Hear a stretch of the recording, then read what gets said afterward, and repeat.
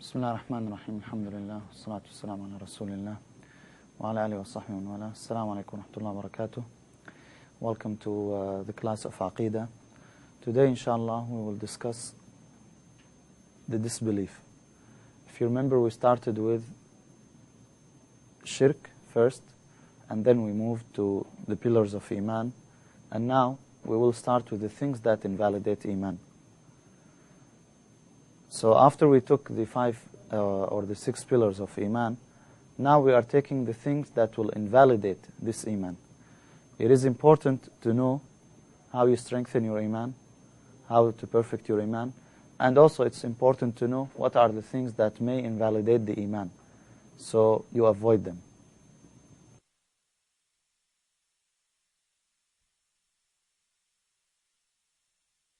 Between kufr and shirk. Since we talked about shirk, and we said it is associating partners with Allah subhanahu wa ta'ala, what's the difference between kufr and shirk? Are they synonymous? No? What's the difference? Yes?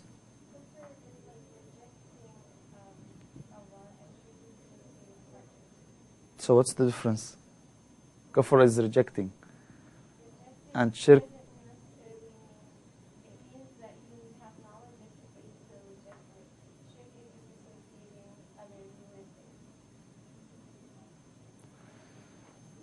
Yes, Khalil? Or like Shazza says, kufr is hiding the truth or covering it. Okay, Shazza says kufr is hiding the truth or covering it. My response is, But what's the difference? Now you are telling me this is kufr and this is shirk. So what's the difference? That's my question.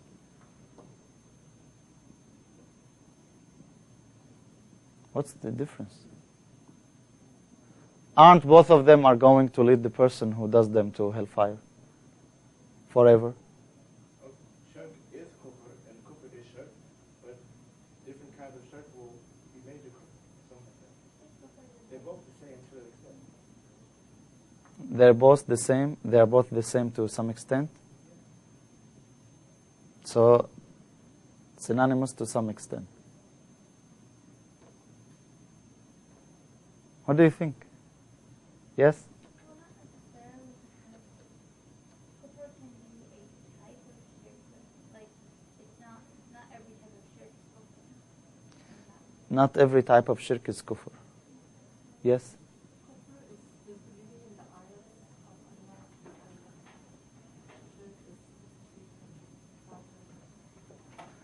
Kufr is disbelieving. in the ayahs of Allah, signs and Well, you may have kufr and keep the door, the lock. You may have kufr, but it's not in the ayat of Allah. Well, again, it's really important, but I don't want to spend more time on it. Every shirk is kufr. Every shirk is kufr, but not the opposite. Not every kufr is shirk. So shirk is type of kufr. Yes? Ali says, all kuffar are mushrik, but not all mushrikeen are kuffar. No, actually it's the opposite, Alia. Alia, it's the opposite. All mushrikeen are kuffar, but not all kuffar are mushrikeen. Because there are like Iblis. Did Iblis commit shirk? Did Iblis associate anyone with Allah subhanahu wa ta'ala? He knows that Allah is one. But Allah says, إِلَّا إِبْلِيسَ أَبَى وَاسْتَكْبَرَ وَكَانَ مِنَ الْكَافِرِينَ. He was of the disbelievers. He was not mushrik, but he was a disbeliever. So, disbelief is a bigger circle. It includes shirk, it includes rejecting, it includes denying, it includes many things. So this is very important. Shirk, every shirk is kufr, but not every kufr is shirk. Now when we are talking about kufr, you have to remember that this topic is really important, and it is also at the same time very serious and very dangerous, because you may describe someone with this description, with kufr, while he does not deserve it. Why it is dangerous? Because once you say that this person is kafir, that means he is going to hellfire forever. And the first cause for Ummah to be divided was this issue. Do you know how? Of course, inshallah, we'll study this in details, but do you know how it happened? Yes? Exactly, the Khawarij. What happened?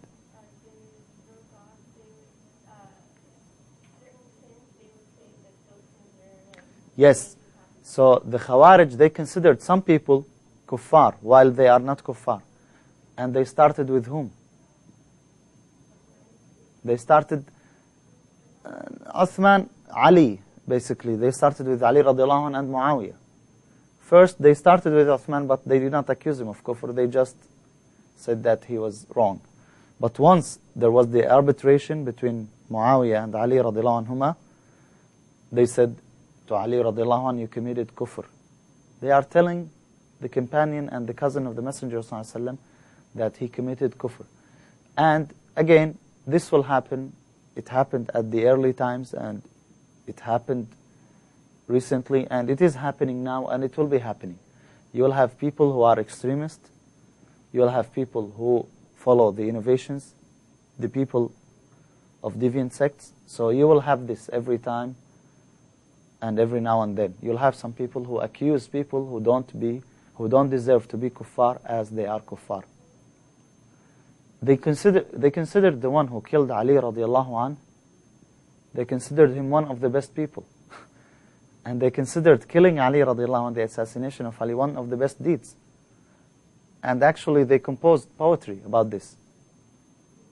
In one of the poems, the poet said, يا ضربة من تقي ما أراد بها إلا ابتغاء من ذي عرش رضوانا إني لأذكره حينا فأحسبه أوفى البرية عند الله ميزانا. He says, every time I remember the one who killed Ali radiallahu anh, I anticipate that he is of the highest scales in paradise because of what he did to Ali. So that was the first thing caused the Muslim Ummah to be divided, kufr. So be careful, this topic is very important and very serious. And the Prophet ﷺ said, من قال لأخيه يا كافر فقد باع بها أحدهما. If you tell your brother, if you tell a Muslim, you are kafir, that means one of you is kafir. Whether he is really a kafir or he does not deserve it and it will be returned to you. And you will be the one who deserves it. So again, it is very important and very serious. Be careful when you discuss this issue. Now, what's the definition of kufr?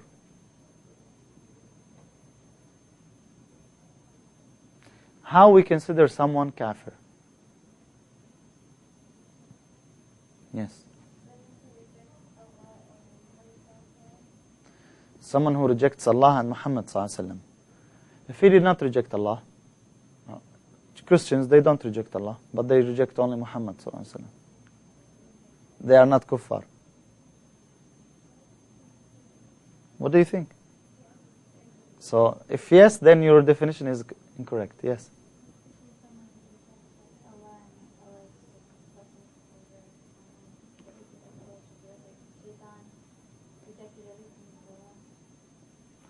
So do you have to reject everything? What are these things? You need to be specific. Yes. To reject anything. To reject anything. The key thing is to reject. To reject anything. Anything of what? Anything in Islam. To reject anything. Anything that Allah revealed through the Quran and Sunnah. Reject it. To reject anything. Don't you think that's very big statement? Because many people reject many things and they are still considered Muslims. That means you have to know everything about Islam. No, I have to reject anything. Yeah. I mean, people, they know sometimes that fasting 6 days of Shawwal is good, but they say we don't want it. Isn't that something? Any of the obligatory things. Of the obligatory things. Okay, some people deny jihad now. They say jihad is not obligatory. What do you think? You have, yes, Rimza. Okay, we're coming. We're getting close. Yes, to reject parts of faith that are fundamental to the Muslims. Someone that knows the truth and then is rejecting it. Knowing the truth and rejecting it. But again, many people, they know this is like, many people, they know that growing beard is good, but they reject it. Anyway, this will help you. What? The example you just used. Yeah. No, What?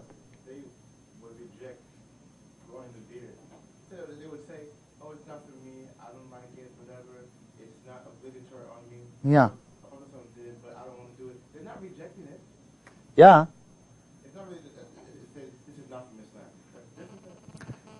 If they say that, that's different. Well, they may say it's not from Islam, but the Prophet ﷺ did it. Just like what he did, he was dressed like specific clothes and this.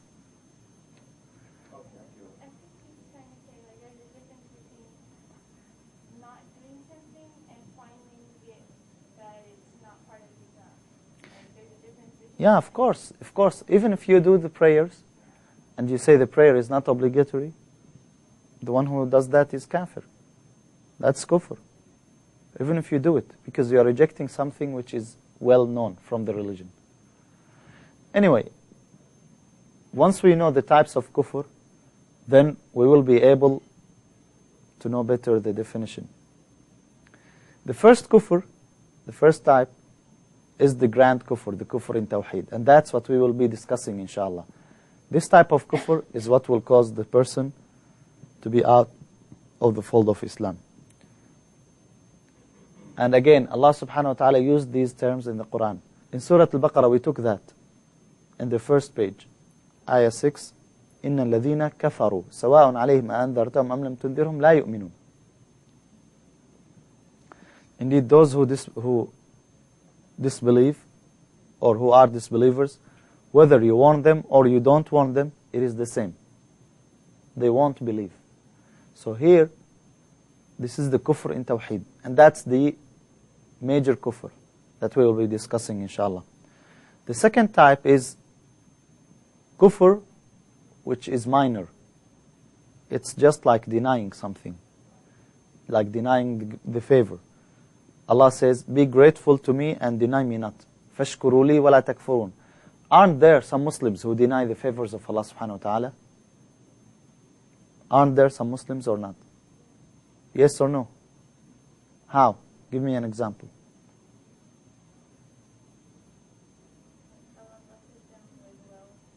Yes, exactly. Allah blesses them with wealth and they attribute it to themselves. Now, are they kuffar? not necessarily, but if they reject that this is from Allah. Well, again, Allah subhanahu wa ta'ala here is telling you not to reject the favors. And He is talking to the Muslims. So you are still Muslim, but you are losing your faith when you deny the favor of Allah subhanahu wa ta'ala. فَبِأَيِّ آلَاءِ رَبِّكُمَا تُكَذِّبَانِ.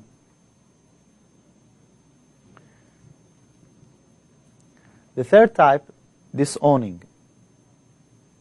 ثُمَّ يَوْمَ الْقِيَامَةِ يَكْفُرُ بَعْضُكُمْ بِبَعْضٍ وَيَلْعَنُ بَعْضُكُمْ بَعْضًا. Again, look, it's the same term in the Arabic, يَكْفُرُ. But in English, when we translate it, we cannot say it is denying or it is kufr, disbelief. It is only disowning. Then on the day of judgment, you will disown yourselves from one another. يَكْفُرُ بَعْضُكُمْ بِبَعْضٍ. You will say, I have nothing to do with him and he has nothing to do with me. This is the third type, disowning. So now we have kufr, the major kufr, we have denying, we have disowning. The fourth type, rejecting. Rejecting. Now there is a difference between denying and rejecting. Then when came to them what they knew, they rejected it. When you deny something, you may not necessarily know it. But when you reject it, you know it, yet you are rejecting it. And again, this ayah in Surah Al-Baqarah, and we took it. This is about the people of book, and mainly the Jews. Then when came to them what they knew, فَلَمَّا جَاءَهُمْ مَا عَرَفُوا كَفَرُوا بِهِ. They rejected it, whether it is the Quran or the Prophet ﷺ. They knew that this Quran from Allah, they knew that this Prophet is a messenger from Allah, yet they rejected that. So this is kufr. And the last type is covering up.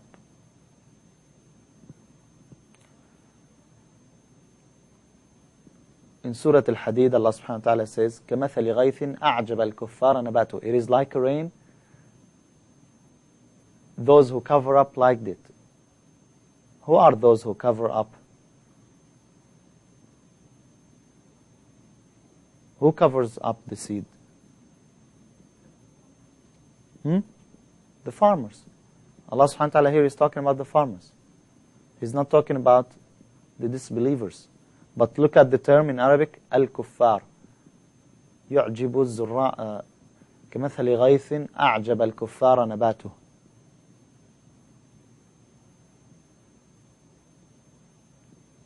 So Allah is talking about the farmers. Now, again,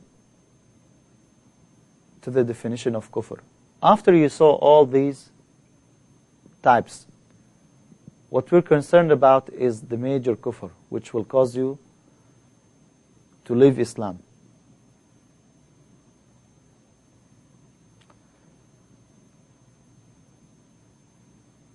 This is one of the definitions, denying what is known by necessity of religion. So it's not like what you try to say, denying anything in Islam. Why? Because you may deny something, but you don't know it is part of Islam. And you may deny something which is not a principle of Islam. But whenever you deny something that is very well known, this is from Islam, then that's kufr. Now remember, we're talking about the kufr in the Islamic term. Linguistically, what's the definition of kufr? It just came with us in the types of kufr. No. Linguistically, to cover up. Kafir. And actually they are close. Look at cover. Cover. You're covering. Kafir. He's the one who covers. But then it was used because it is used in covering the truth. That's the kafir. But does he have to be covering the truth to be a kafir? No. So do not mix between the linguistic term and the religious term. This is one of the definitions, but I like the second one. Remember, let me ask you, what's the definition of Iman? Khalil. What's the definition of Iman?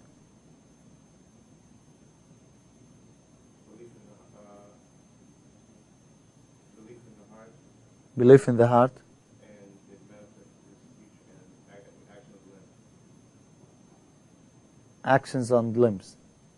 What about the tongue? I just said that. What? I said belief in the heart and it manifested through speech and through action of the limbs. Okay, that's good, but that's not the definition which shows. What did we say about the definition of Iman? And it increased and decreased. Yeah, sayings and actions, increase and decrease. There we go. Okay, that's belief. Let's take the opposite, disbelief. Exactly, sayings, actions, beliefs. Now there are beliefs that when you believe in them, you are a disbeliever. Again, you don't have to do something to become a disbeliever. Some people, they did nothing, but they had the belief in the heart. So we may say beliefs, sayings, and actions. That contradicts what? The Islamic faith, the Islamic religion, or the correct faith. To be broader, beliefs, sayings, and actions that contradicts the correct faith.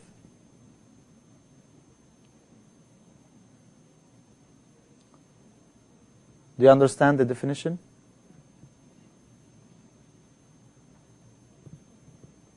It's the opposite of Iman. Yeah, opposite of Iman. So you may choose any one of them. Both are correct. It depends on how you look at disbelief. Now, again, remember when we talked about Iman, We said, how many pillars do we have for Iman? 6. Do we have branches for Iman? Yes. What are they? Or how many branches? 60 something or 70 something. The same thing with kufr. Do we have principles of kufr? Yes, we do. Anyone who does that, he is kafir. We have principles of kufr. Like what?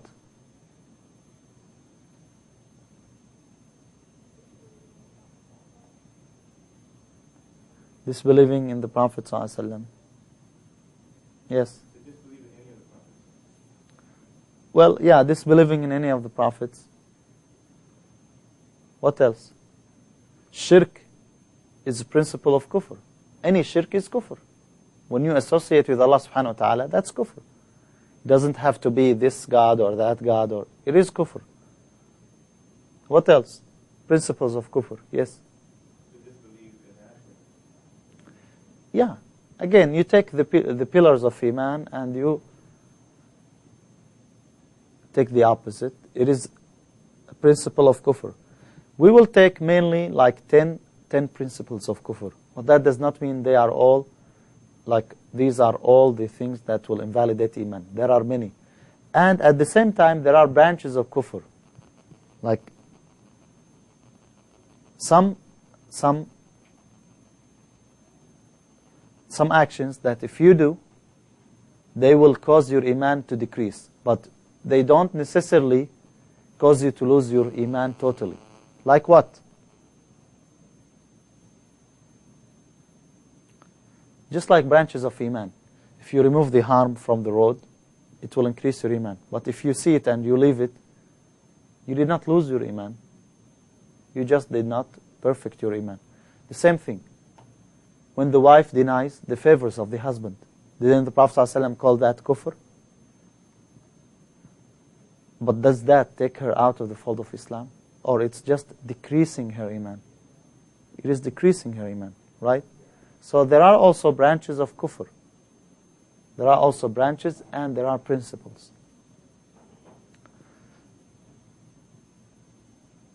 One of the principles of kufr, which we will start with, is apostasy.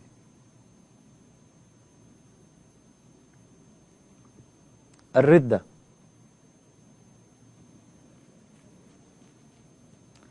So, what's the meaning of apostasy? What's the definition of apostasy? Yes. To leave the Islamic faith.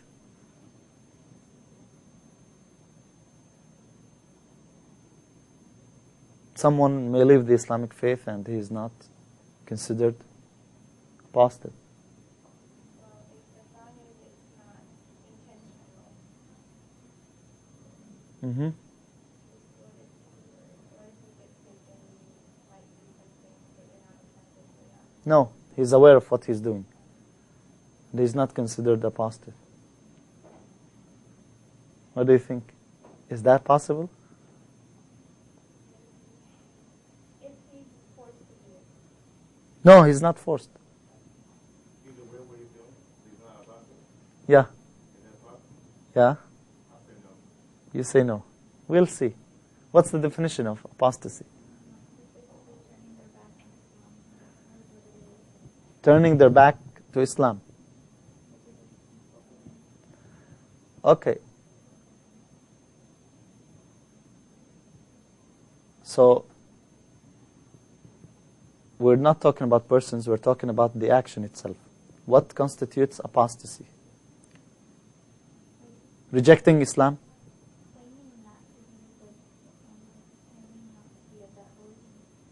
Well, all the Jews and Christians, they are not Muslims and they are not considered apostate. Yes? Okay, so rejecting the Islam after becoming a Muslim. That's what you're rejecting Islam after believing.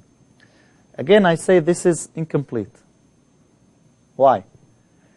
What if someone thought that this is Islam and he accepted it, then he said, no, I don't want it? What do you think?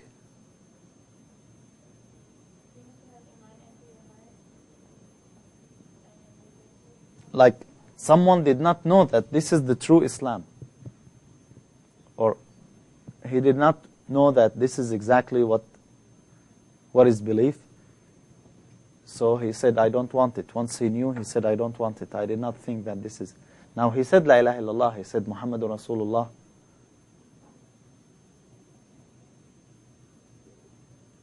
What do you think?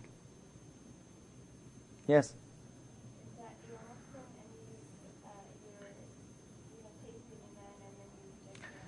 But again, tested iman, how? Maybe someone would say, I need 1 year. Within 1 year, if he disbelieved, then he will not be considered apostate.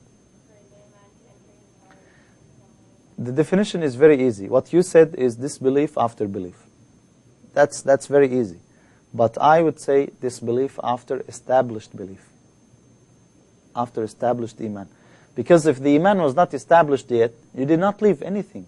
You did not come. Because when you understand Islam in the wrong fashion, like someone understood Islam only 3 prayers a day. And he said, I will agree to that. And he said, La ilaha illallah Muhammadur Rasulullah. Then he rejected the faith. He's not considered Muslim yet because what he understood was wrong. So we say establishing iman after, rejecting after established faith. That's apostasy. Come on in.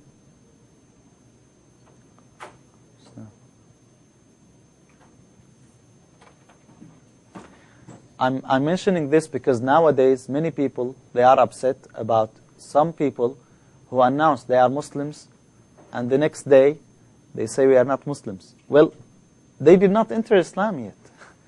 What they understood was wrong. And there are some famous thinkers, there are some people like, they understood Islam this way and they say this is Islam and then they reject it. They did not enter Islam yet. Is this clear? What's the punishment of the one who apostates from Islam? Yes. He's killed. Why?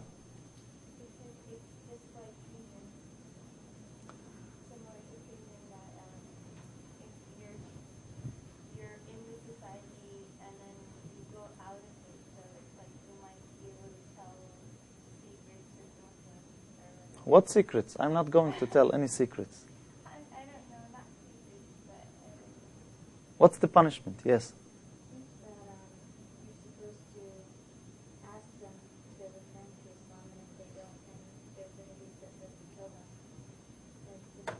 This hadith, Prophet ﷺ said, "Man baddala dinahu faqtuluh." Whoever changed his religion, then kill him. Right?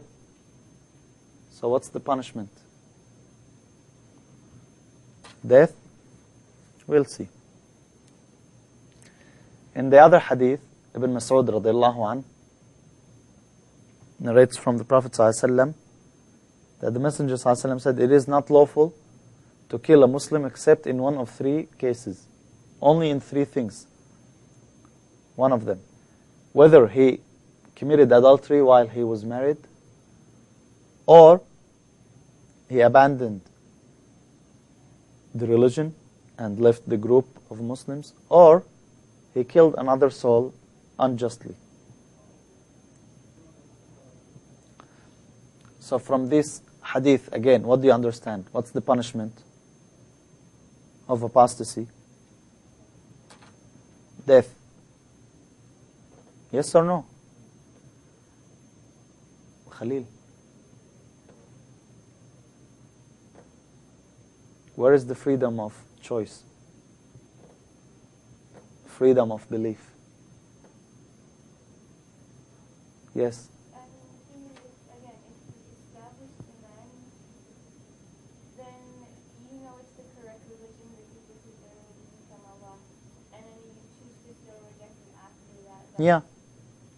What's the problem? Because it's the correct religion, it's from Allah, and Fine, I don't want it.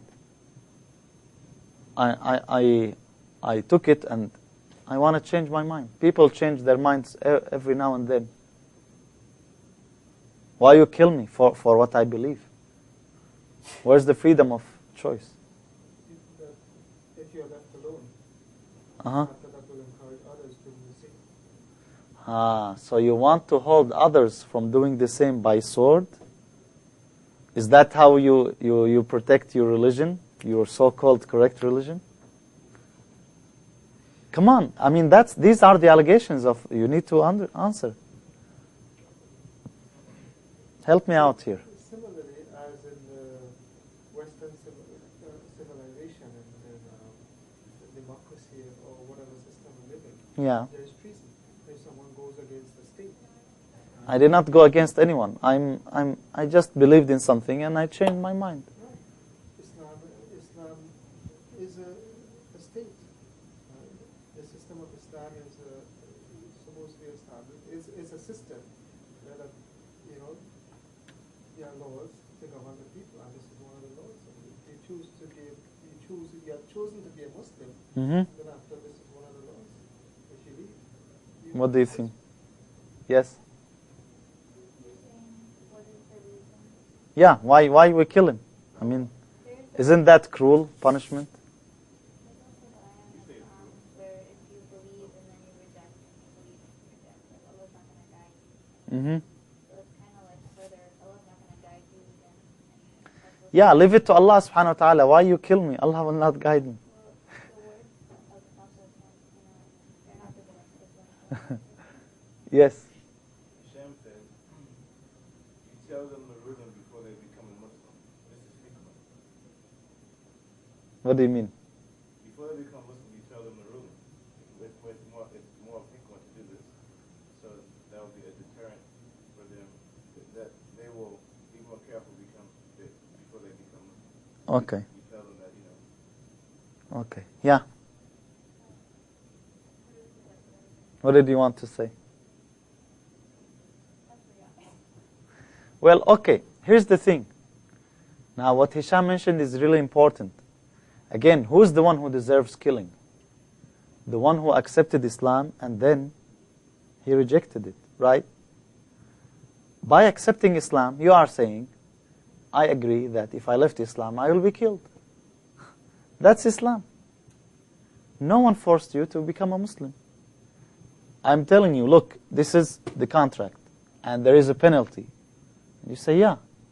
Are you aware of it? Yes. And then you breach the contract, and you say, no, I don't want the penalty. This is one thing. The other thing, what Hashim said also is correct. Islam is a system. Now, especially the Christians, they say, people leave Christianity, and we're not killing them. Why you Muslims are killing them? Well, Christianity is not a way of life. Unlike Islam, Islam is a system. It is a state. However, especially people nowadays, when they discuss this issue, you have to be very careful, because I like to shock them. I tell them, you know what? It's not the only thing that we kill people for. Why don't we discuss with me killing of the married adulterer? That's his punishment. He's killed. They choose only one thing, apostasy. They want to make, because there are many cases where we kill a person, the killer, we kill him. Why don't you discuss this? They only choose whatever they like, and they try to make a big deal about it. So again, they have no case whatsoever when they say, how come you kill people? Because again, that's what Allah subhanahu wa ta'ala, that's what He chose Himself. He chose to be killed. However, who does the killing? Me or you? The state. Nowadays, we cannot apply this ruling unless there is an Islamic state. So why you discuss something that is not applicable? Yes. But now, that's part of a contract. The person becomes Muslim, they have no idea about this, Mm-hmm. and then they apostate. Yeah. Is it possible that they may not be killed because it was found out that he did not know? If it's true that they really did not know, then yes, they may not be killed. There is a case here where we may not kill them.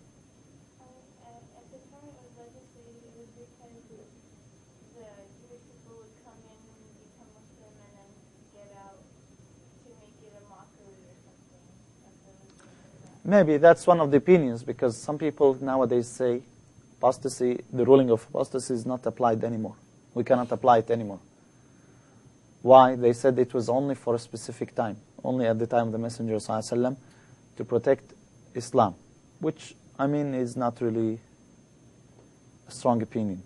However, I want you to take a look at these ayat. It's really important. Those who believe, then disbelieve, then believe again, then disbelieve, and then increase in their disbelief, Allah will never forgive them nor guide them to the path. Isn't that the ayah you wanted to mention? Okay, but here the ayah does not mention that those who believe and disbelieve, they will be killed. If they will be killed, they cannot have a chance to believe again and disbelieve again. So this ayah implies that the ruling is not death. How come you want to apply death and contradict the ayah? Yes.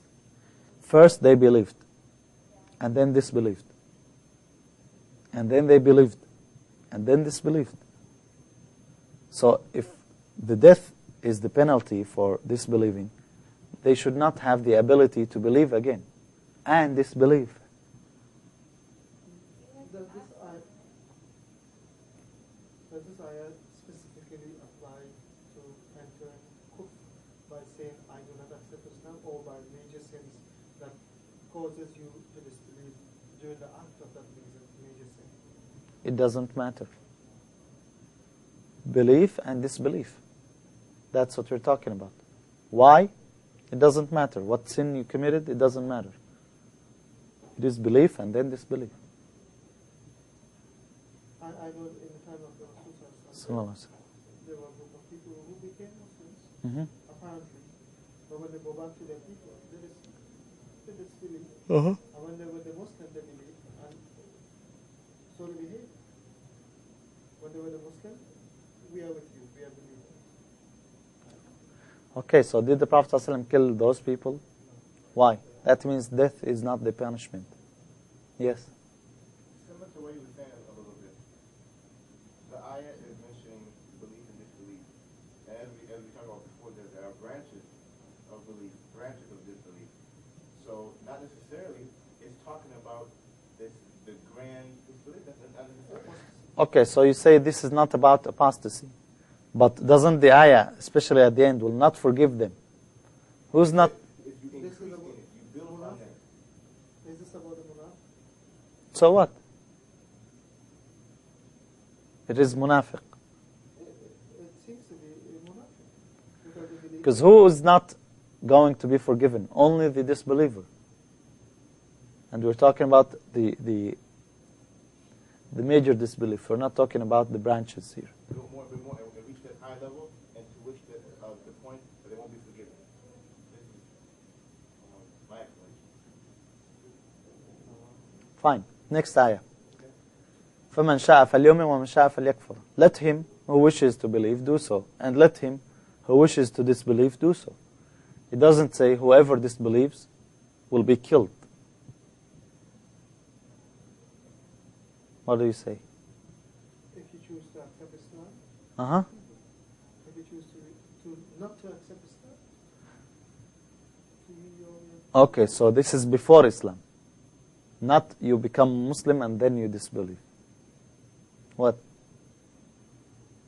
Still, there's no problem with this ayah again. Why? You wish to disbelieve, do so. But you would go to another group and you do so, and this is what will happen. No problem. No. Then Allah subhanahu wa ta'ala would mention, should have mentioned the reason or the punishment. Because it's not mentioned doesn't mean that it can't happen. Okay. Another ayah. All you who believe, whoever from among you turns back from his religion. يا أيها الذين آمنوا من يرتد منكم عن دينه. Allah will bring a people whom He will love and they will love Him. Humble towards the believers. Stern towards the disbelievers. Fighting in the way of Allah and never afraid of the blame of the blamers. Allah here does not say, whoever turns back from his religion, he will be killed.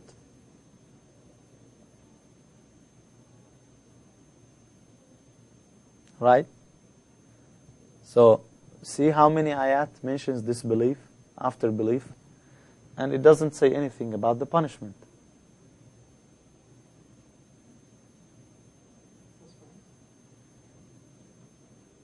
That's fine. That's fine, right?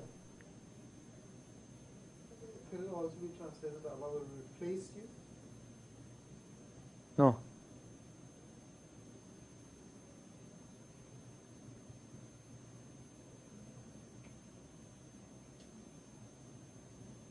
Look, again, this ayah is very clear. Nor will they cease fighting you until they turn you back from your faith if they can. And if any of you turn back from their faith and die in unbelief, look, and die. He did not say, and get killed.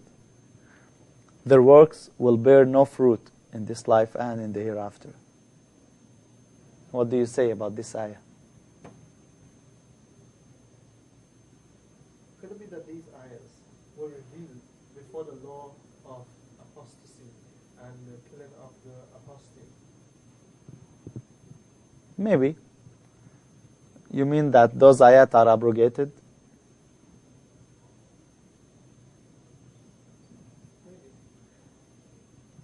Maybe. But we don't have an evidence. You need to know what came later. Why not the killing of the apostate is abrogated by these ayat?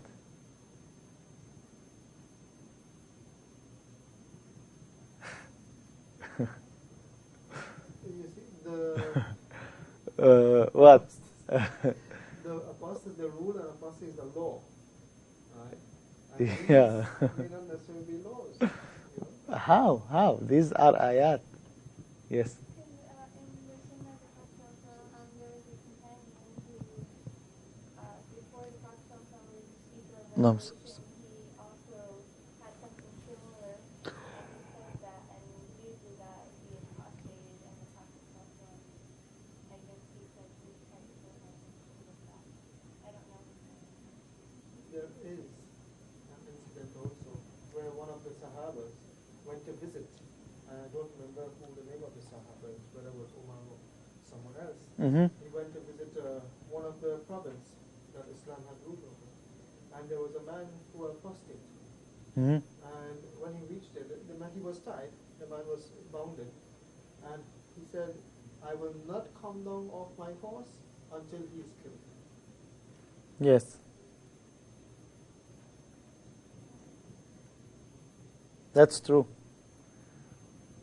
But that's the action of the companion, not the Prophet ﷺ. And we know that the companions are those who are obedient to Allah and Rasul. ﷺ. This is Mu'adh bin Jabal radiallahu anh.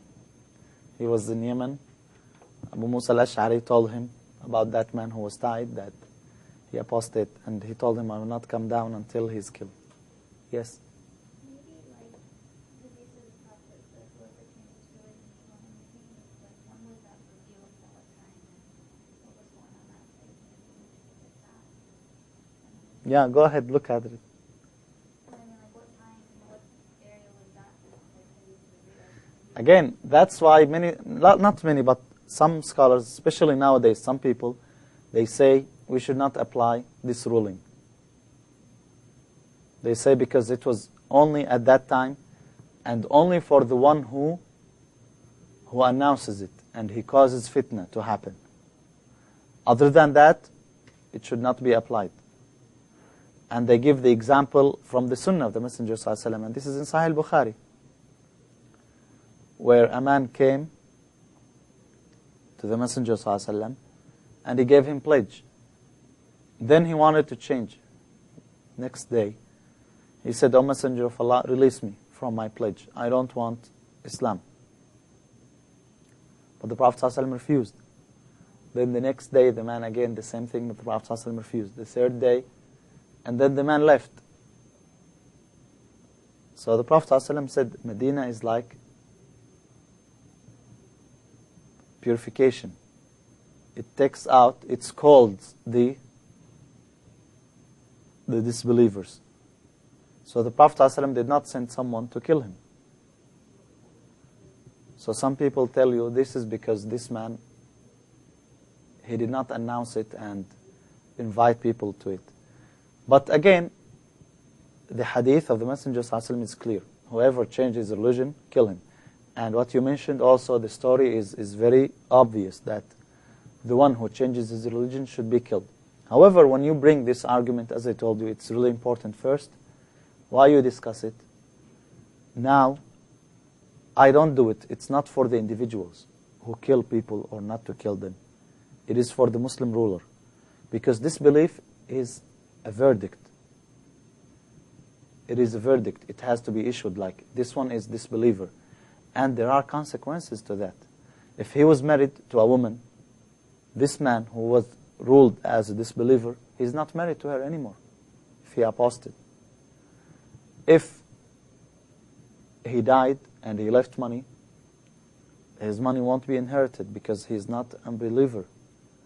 And the Prophet ﷺ said, لا توارث بين أهل ملتين. There is no inheritance between two different religions. If he would died, he would not be buried in the Muslim cemeteries. So all these are rulings. So you cannot come and just say, this is a believer and this is a disbeliever. This man is so and this woman is so and so. It has to be by the Muslim ruler. He is the one who applies this ruling. So this is the first thing. We don't have now Islamic State. Yes, we have some rulings. And this is the problem. Like in some countries when they say they apply the Islamic rulings, they don't apply Islamic rulings. They apply one side, Islamic punishments.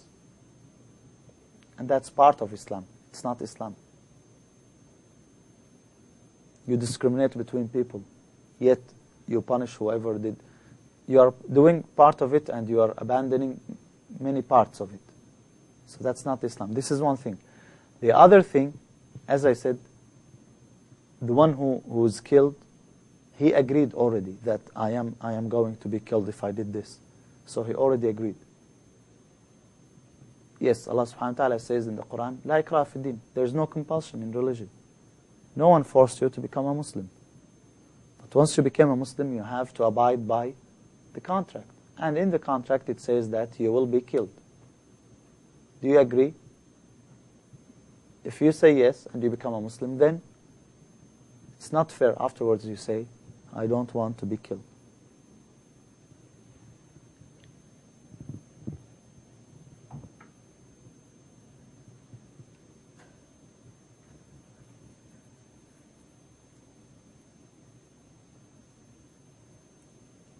Another ayah also.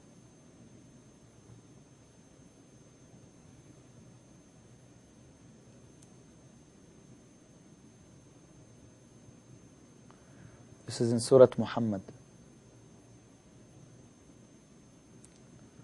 From ayah 25 to ayah 27.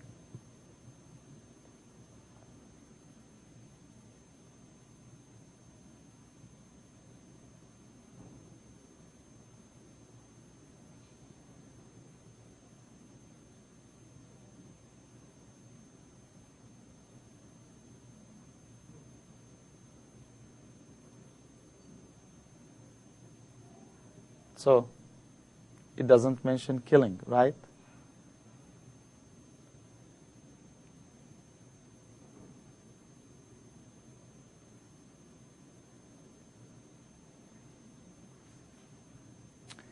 Now we'll move to another topic, the divisions of disbelief. We have disbelief in actions. And we have disbelief in denial or rejection.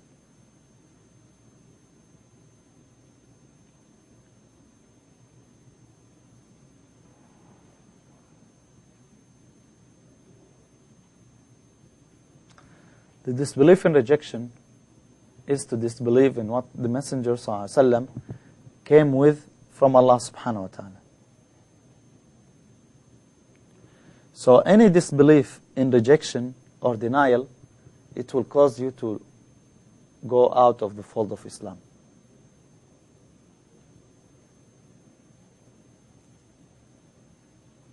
However, the disbelief in actions is divided to what invalidates Islam and what does not invalidate Islam, but only decreases your faith. Like what? Drinking alcohol. Drinking alcohol is disbelief.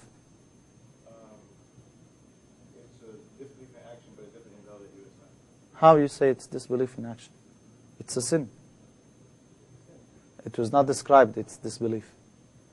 Where the Prophet ﷺ said drinking alcohol is disbelief. They lose their iman. Yeah, but that applies also to adultery also. That applies to stealing. Yeah, and that's the excuse of the Khawarij. They said that means they are disbelievers. So whoever committed a sin, he is disbeliever and he should be killed. I think it's all on the category of the action that doesn't invalidate Islam. Yeah, it doesn't invalidate Islam. Like we talk about the actions that were described as kufr, yet that kufr does not invalidate Islam. And the example, the clear example, denying the favors. Someone did something to you and you deny the favor. This is kufr, but it's not big kufr.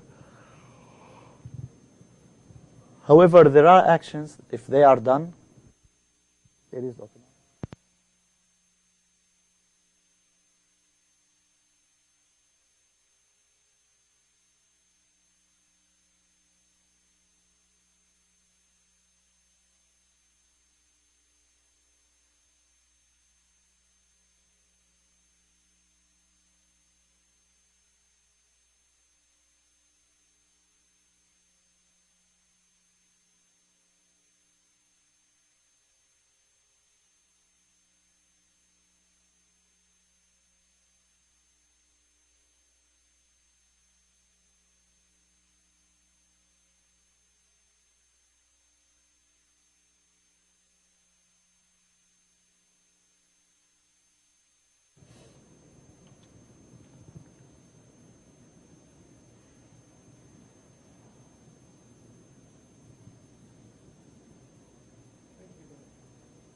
So these are the types of kufr.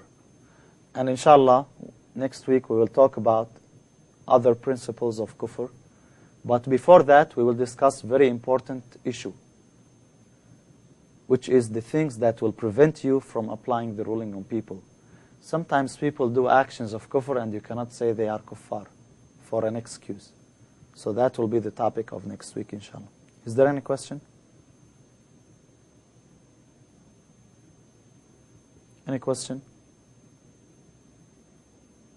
Yes. So somebody would say you take Islam after accepting it and they were causing fitna, that would be the time that you would apply that ruling? Well, it should be applied anyway, because the hadith is clear. But it's not now. I mean, I cannot apply it. You cannot apply it. Yes. People say this or that ruling can only be applied by the Islamic State, but I've never heard the evidence for that. What's the proof? What's the proof? Who's asking this question? Zuhair. Do I go outside now and someone committed disbelief and I kill him? Do I do that? Why? That's the question. Why not? I'm asking you, why not? Do you know what will happen if you do that? I will accuse you, I don't like you, so I'll accuse you, you committed kufr, and I go outside and I kill you. He doesn't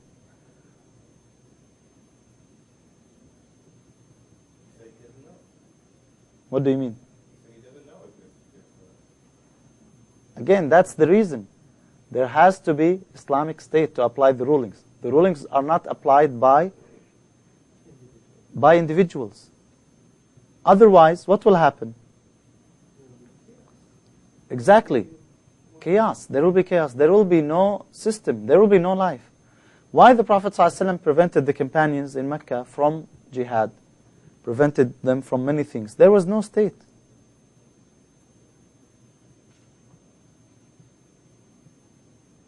So what do you think? I go outside and I kill someone. Oh, why you killed him? Well, you know what? He was committing adultery, and I have 4 witnesses. You cannot apply this. The judge, what's the job of the judge? The Muslim ruler. Any other questions?